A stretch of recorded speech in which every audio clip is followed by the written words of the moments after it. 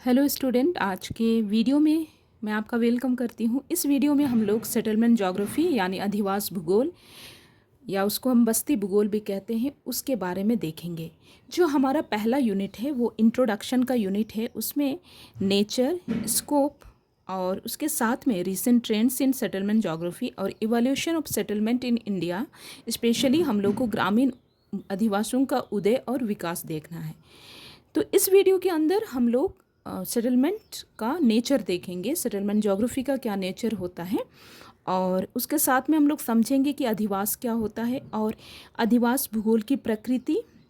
जब हम कह रहे हैं नेचर तो इसमें ये चीज़ें इंक्लूड है, अधिवास का अर्थ और अधिवास भूगोल की प्रकृति, और उसी प्रकृति को समझने के लिए कुछ परिभाषाएं भी। तो हम लोग जाते हैं, सबसे पहले हम लोग देखते हैं अधिवास और अधिवास भूगोल का अर्थ क्या है। ठीक है, हम जानते हैं कि भूगोल की दो शाखाएं, भौतिक भूगोल और मानव भूगोल। भौतिक भूगोल में हम लोग भौतिक परिदृश्य जैसे पर्वत, पठार, मृदा, नदियों का अध्ययन करते हैं। मानव भूगोल की बात करें तो हम सांस्कृतिक परिदृश्य या मानवीय परिदृश्य यानी ऐसे परिदृश्य जो मानव के द्वारा बनाए जाते हैं, ऐसे लैंडस्केप का हम लोग अध्ययन करते हैं, जैसे जनसंख्या, परिवहन, अधिवास, आर्थिक क्रिया, व्यापार, इन सभी का अध्ययन करते हैं। तो हम लोग इसी से इस प्रकार से हम लोग समझ सकते हैं अधिवास भूगोल को। हम इस रूप में कह सकते हैं, अधिवास भूगोल मानव भूगोल की विशिष्ट शाखा है जिसमें अधिवासों के विभिन्न पक्षों का भौगोलिक अध्ययन किया जाता है। तो ये मानव भूगोल की विशिष्ट शाखा है जिसमें अधिवास के विभिन्न पक्ष का अध्ययन किया जाता है। तो यहाँ पर देखिए, यहाँ पर जो लिखा है उसके कुछ कीवर्ड्स हैं, जैसे मानव भूगोल की विशिष्ट शाखा है, पहला तो हमें यह समझना है। दूसरा, अधिवास के विभिन्न पक्ष। अधिवास के विभिन्न पक्ष कहने का अर्थ यानी कि अधिवास की उत्पत्ति, उसका विकास, उसका प्रतिरूप कैसा है, उसकी आकारिकी कैसी है, उसका प्रकार कैसा है और पारस्परिक संबंध कैसे हैं, और उसका क्या किया जाता है, भौगोलिक अध्ययन किया जाता है। तो ये तीन कीवर्ड है। आई होप ये आपको क्लियर हो गया होगा। हम लोग नेक्स्ट कुछ बातों को देख लेते हैं। हाँ, अब हम लोग जब कहते हैं अधिवास तो इसका अर्थ क्या है। अधिवास भवनों का समूह है। अधिवास जब हम कहते हैं तो ये भवनों का समूह है। जैसे यहाँ पर कुछ भवन दिख रहे हैं, तो एक भवन की बात नहीं हो रहा है, भवनों का जो समूह है उसे ही अधिवास कहते हैं। ठीक है, हम इस प्रकार से भी कह सकते हैं कि भूतल के जिस स्थान पर कुछ गृह निर्मित होते हैं उसे बस्ती, अधिवास या सेटलमेंट कहा जाता है। आई होप ये क्लियर है कि अधिवास भवनों का समूह है, या फिर जहाँ कहीं भी घर जो होते हैं उनका समूह होता है उसे ही अधिवास या सेटलमेंट कहा जाता है। जब अधिवास हम कहते हैं तो ऐसा नहीं कि केवल एक घर को हम अधिवास कहेंगे, लेकिन उसके कुछ घटक होते हैं। जैसे सबसे प्रमुख घटक तो गृह है, गृह यानी वहाँ पर घर होंगे, लेकिन उसके साथ में उस घरों को अन्य सड़कों से जोड़ने के लिए वहाँ पर कुछ सड़कें होंगी, या अन्य जगहों से जोड़ने के लिए वहाँ पर सड़कें होंगी। तो ये भी अधिवास के घटक है। यानी कि जब हम अधिवास शब्द कहते हैं तो ये एक विस्तृत शब्द है जो इन चीज़ों को सम्मिलित करता है। उसके साथ में खेत भी होंगे उस जगह पर, बाग बगीचे होंगे, मैदान होंगे, खेल के मैदान होंगे और उपवन भी होंगे। तो ये सभी चीज़ें मिल करके अधिवास शब्द के अंतर्गत आती हैं। अब हम लोग देख लेते हैं अधिवास भूगोल की प्रकृति। हम लोग प्रकृति को देख लेते हैं। अधिवास भूगोल स्थानिक विज्ञान है। स्थानिक विज्ञान कहने का अर्थ ऐसा विज्ञान जो स्थानों का अध्ययन करता है। जैसे मानव बस्तियों का स्थान, इसमें हम लोग देखते हैं कि मानव बस्तियां किन किन स्थान पर है, इसलिए ये स्थानों का विज्ञान है। फिर हम लोग देखते हैं कि उसकी व्यवस्था कैसी है, यानी वो कैसे व्यवस्थित है। क्या वो सघन रूप में व्यवस्थित है किसी स्थान में, या फिर वो बिखरे रूप में व्यवस्थित है, या फिर वो रैखिक रूप में व्यवस्थित है।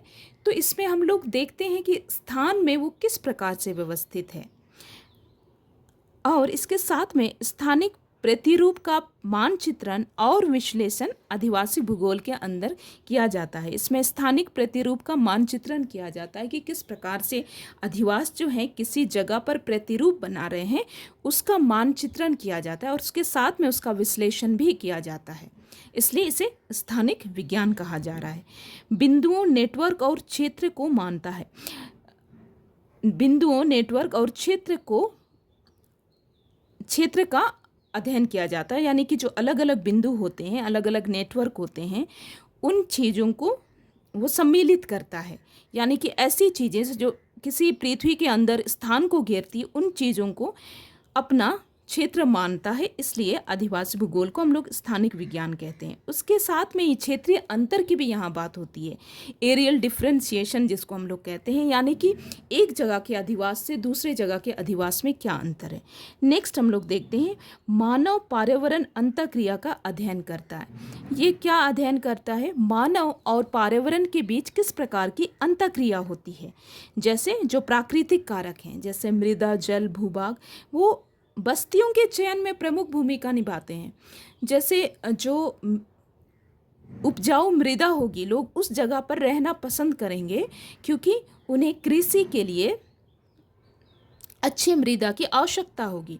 उसी प्रकार से वैसे भूभाग जो मैदानी क्षेत्र होंगे या समतल क्षेत्र होंगे, उन जगहों पर रहना लोग अधिक पसंद करते हैं।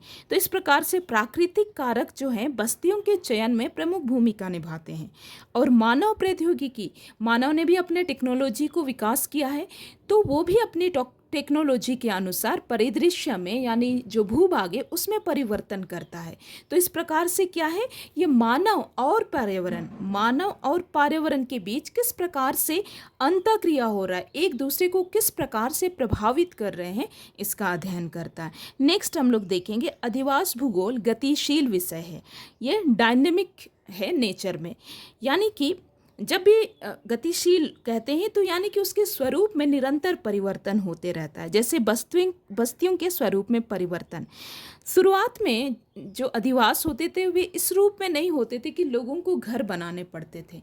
लोग इस प्रकार से जो जंगल होते थे वहीं पर झोपड़ियों के रूप में अपने घरों को बनाते थे। लेकिन धीरे धीरे बस्तियों के स्वरूप में बहुत परिवर्तन हुआ है। फिर लोगों ने मिट्टी के घरों को बनाना शुरू किया और फिर पक्के घर, और अभी हम लोग देखेंगे तो बहुमंजिला इमारत हमें देखने के लिए मिलती है। तो इस प्रकार हम लोग देखते हैं कि किस प्रकार से बस्तियों के स्वरूप में परिवर्तन हो रहा है। फिर हम लोग देखते हैं कि मानव पर्यावरण अंतःक्रिया में परिवर्तन, मानव और पर्यावरण का जो अंतःक्रिया है उसमें भी परिवर्तन हो रहा है। जैसे कि शुरुआत में मानव जो है पर्यावरण से अधिक प्रभावित होता था क्योंकि उसके पास टेक्नोलॉजी नहीं थे। यानी कि वो उन्हीं जगहों पर बसता था जहाँ पर उसे सुविधाजनक लगता था, जैसे समतल भागों में। लेकिन अभी क्या है, अभी उनके पास टेक्नोलॉजी है, वो पेड़ों को काट करके उसके बीच में भी रह सकता है। तो इस प्रकार से निरंतर अंतःक्रिया में भी परिवर्तन होते जा रहा है। इसीलिए इसकी जो गतिशीलता है वो बनी हुई है। यानी कि इसके जो विषय वस्तु है वो गतिशील है, नई नई चीज़ें शामिल होती है। जैसे जैसे परिवर्तन हो रहा है वस्तुओं के स्वरूप में या मानव और पर्यावरण के जो बीच का संबंध है उसमें परिवर्तन हो रहा है, उसी प्रकार से ये विषय भी जो है अपने आप को ढालते जाता है। तो ऐसे विषय को हम लोग गतिशील विषय कहते हैं। नेक्स्ट हम लोग देखेंगे, अधिवास भूगोल ऐतिहासिक दृष्टिकोण रखता है। यानी ये हिस्टोरिकल अप्रोच रखता है। यानी इसमें उत्पत्ति, मानव की उत्पत्ति कब हुई या फिर बस्तियों की उत्पत्ति कब हुई, फिर कैसे धीरे धीरे करके उसका विकास हुआ। प्रारंभ में हम लोग देखें तो मानव जो है कृषि कार्यों में अधिक संलग्न रहता था, तो उसी प्रकार से उसकी बस्तियां भी रहते थे। फिर धीरे धीरे विकास हुआ, वो गैदरिंग यानी कि कुछ संग्रहण करना, खेतों से कुछ संग्रहण करना, इस प्रकार की एक्टिविटी में इन्वॉल्व था। धीरे धीरे उद्योग बने, तो उसी प्रकार से घरों में भी परिवर्तन होते चले गए। तो इन सभी का ऐतिहासिक दृष्टिकोण से अध्ययन करता है। यानी कि ऐतिहासिक रूप से पहले कैसे थे, अतीत में क्या था और अभी क्या है, इस प्रकार से अध्ययन करता है। और भविष्य में बस्तियों का स्वरूप कैसा होगा इसका भी अध्ययन किया जाता है। और अतीत के पैटर्न कैसे थे या फिर उसका प्रतिरूप कैसे था, इसका भी अध्ययन किया जाता है। नेक्स्ट हम लोग देख लेते हैं,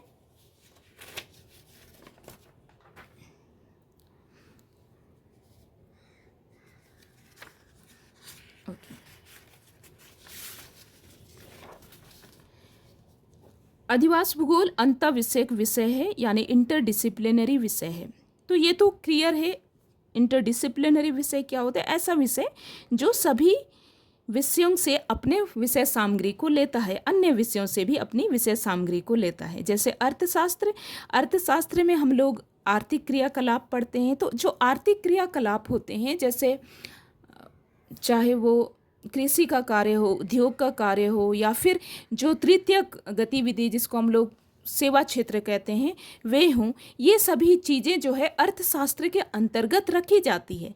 लेकिन जब हम लोग अधिवास भूगोल को पढ़ते हैं तो इसलिए ये चीज़ें शामिल होती है क्योंकि जिस प्रकार से कृषि होगा या फिर जिस प्रकार से उद्योग बनेंगे उसी प्रकार से बस्तियां भी बनेंगी। आई होप ये आपको क्लियर हो रहा है।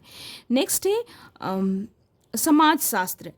मानव जो है जहाँ कहीं भी अपनी बस्तियों को बनाता है तो ऐसा नहीं है कि वो समाज से अलग है, वो उस जगह पर बस्तियों के साथ साथ वो एक समाज का भी निर्माण करता है। वहाँ पर धर्म के रूप में, जाति के रूप में लोगों का बसाव होता है। तो इस प्रकार से ये समाज शास्त्र से भी जुड़ा है। नेक्स्ट हम लोग देखेंगे वास्तुकला। वास्तुकला यानी कि भवनों का स्वरूप कैसा होगा, ये सभी चीज़ें वास्तुकला में आती है, जिसे हम लोग आर्किटेक्ट भी कहते हैं। तो ये चीज़ें भवनों अधिवास भूगोल में शामिल होती है क्योंकि इसमें भी हम घरों के अध्ययन को शामिल करते हैं। तो आर्किटेक्चर या वास्तुकला से भी ये संबंधित है। उसी प्रकार से आंतरिक आकारिकी यानी भूमि उपयोग, किसी भी जगह का भूमि का उपयोग कैसा होगा, यानी कि कोई एक जगह होगा तो वहाँ पर जो रहने आवासीय क्षेत्र होगा वो कितना होगा और खेत कितना होंगे या फिर औद्योगिक क्षेत्र कितना होगा, इस प्रकार से भूमि उपयोग होता है। इसे कहते हैं आंतरिक आकारिकी। तो इन चीज़ों को भी शामिल करता है। तो इस प्रकार हम कंक्लूजन निकाल सकते हैं कि अधिवास भूगोल अंतःविषयक विषय है।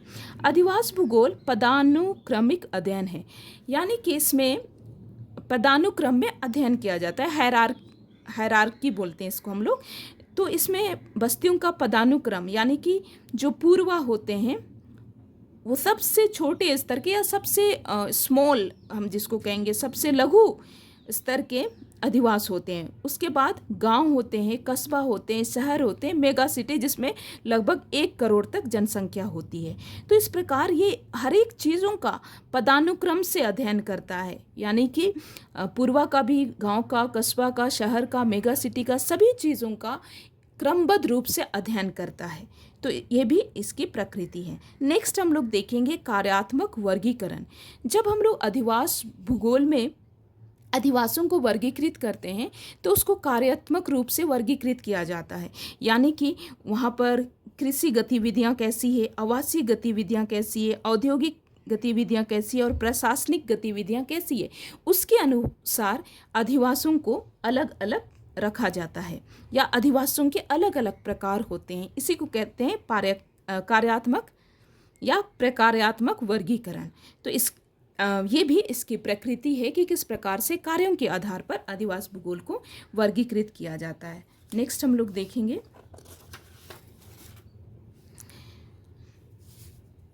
अधिवास भूगोल की परिभाषा।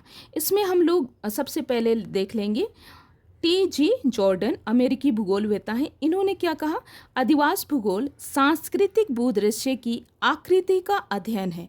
जो कीवर्ड से उस पर मैंने अंडरलाइन कर दिया है, ये आपको इजी होगा कि जब भी कोई डेफिनेशन हम लोग देखते हैं तो उसका कीवर्ड को याद करके हम लोग उसको तुरंत पकड़ सकते हैं। अधिवास भूगोल सांस्कृतिक भूदृश्य, जो सांस्कृतिक भूदृश्य है उसकी आकृति का अध्ययन है। तो सांस्कृतिक भूदृश्य, आकृति और अध्ययन, ये 3 मेन बातें हैं।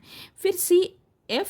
कोहन, ये भी अमेरिकी भूगोलवेता, इन्होंने किस प्रकार से परिभाषित किया, अधिवास भूगोल उन सुविधाओं से संबंधित है जिन्हें मनुष्य ने किसी क्षेत्र को अधिकृत करने की प्रक्रिया में बनाया है।